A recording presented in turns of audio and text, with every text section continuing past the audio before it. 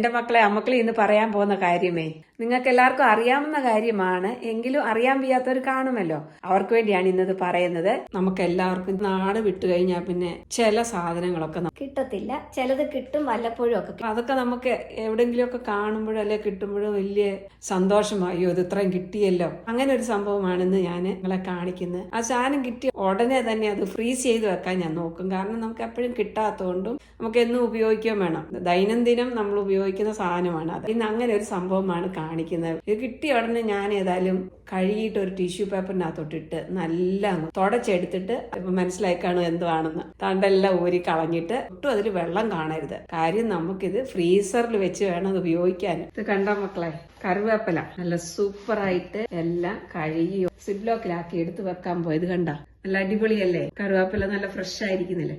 ഫ്രീസറിൽ വെച്ചാലും ഇതുപോലെ ഫ്രഷ് ആയിട്ട് തന്നെ എപ്പോ വേണമെങ്കിലും എടുക്കാൻ പറ്റും. ഇതിനു വേണ്ടി നല്ല ഒരു സിപ്ലോ കവർ ഞാൻ എടുത്തിട്ടുണ്ട് കേട്ടോ.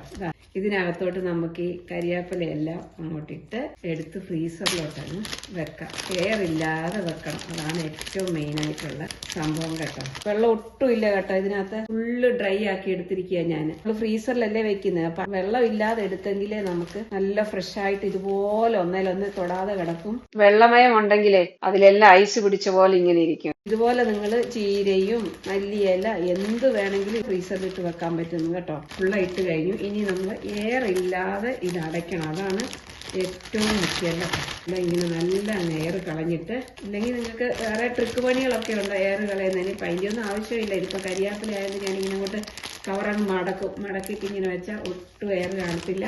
എയർ ഇല്ലെന്നുള്ളത് അറിയാം ഇവിടെ നോക്കിയാൽ. കണ്ടോ, ഒട്ടും ഇത് പുറത്തില്ല.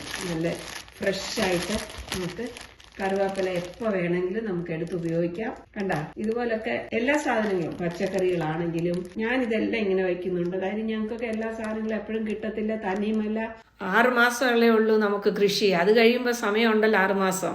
അപ്പൊ ആ സമയത്ത് നമുക്ക് പച്ചക്കറി വാങ്ങിക്കാതെ കൃഷി ഉള്ള സമയത്ത് കിട്ടുന്ന പച്ചക്കറി ഇതുപോലെ ഫ്രീസ് ചെയ്ത് നമുക്ക് എടുത്തു വയ്ക്കും. പച്ചമുളകും തക്കാളി പച്ചയും പഴുത്തതും രണ്ടും കാണും കേട്ടോ. അതുപോലെ ബീൻസ് എല്ലാ സംഭവങ്ങളും എടുത്തു വെച്ചിട്ടുണ്ട്. ഈ അടുത്ത കൃഷി ആരംഭിക്കുമല്ലോ ഏപ്രിൽ മെയില്. ആരംഭിച്ചാലും പിന്നെ വിളവ് നമ്മുടെ കയ്യിൽ കിട്ടാൻ ഇച്ചിരി സമയം എടുക്കും. അതുവരയ്ക്കും ഒക്കെ ഉള്ള ഫ്രീസ് ചെയ്താണ് നമുക്കിലൊക്കെ വെക്കുന്നത്. അപ്പൊ അതുപോലെ നിങ്ങൾക്കും ഇതൊക്കെ ഇങ്ങനെ ഫ്രീസ് ചെയ്ത് വെക്കാം. നാട്ടിലായാലും വെക്കാം കേട്ടോ. ഇപ്പൊ ഒത്തിരി സാധനങ്ങൾ കടയിൽ നിന്ന് വാങ്ങിച്ചുകൊണ്ട് വന്നു ഇല്ല വിലക്കുറവിൽ കിട്ടുന്ന സമയത്ത് അങ്ങനെയൊക്കെയുള്ള സമയം നമ്മളത് എടുത്തു വെക്കാം. അതുകൊണ്ട് ഒന്നും കുഴപ്പമില്ല, ഒരു അരുചിയും വരത്തുമില്ല കേട്ടോ. ഇത് കണ്ടില്ലേ, നല്ല ഫ്രഷ് ആയിട്ട് ഇരുന്നോളൂ. ഇന്നത്തെ വിശേഷം ഇതാണ് മക്കളെ. ഇതൊക്കെ നിങ്ങൾക്ക് എല്ലാവർക്കും ഉപയോഗമായിരിക്കും. നിങ്ങളൊന്ന് ട്രൈ ചെയ്ത് നോക്കുക കേട്ടോ. അടുത്ത വിശേഷമായിട്ട് നമുക്ക് വരാമേ.